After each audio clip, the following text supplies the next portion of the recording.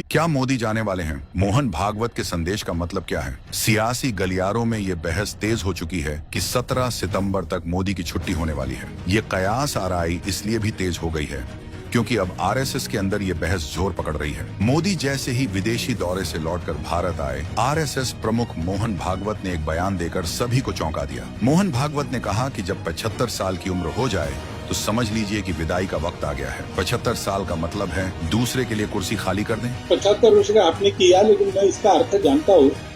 75 वर्ष की साल जब उड़ी जाती है तो इसका अर्थ ये होता है कि अब आपकी आयु हो गई, अब जरा बाजू हमको करने। भागवत का ये संदेश सीधा मोदी के लिए था। जानकारों का मानना है कि आरएसएस ने मोदी को साफ संदेश दे दिया है कि 75 साल के बाद उन्हें बर्दाश्त नहीं किया जाएगा और उन्हें हर हाल में अवकाश ग्रहण करना पड़ेगा। कहा जा रहा है कि कुर्सी छोड़ने के लिए मोदी पर दबाव लगातार बढ़ता जा रहा है। मोदी मार्च के महीने में नागपुर आरएसएस के दफ्तर गए थे। वहां भी मोदी के रिटायरमेंट पर बात हुई थी, लेकिन उस समय भाजपा ने मोदी के रिटायरमेंट से इनकार किया था।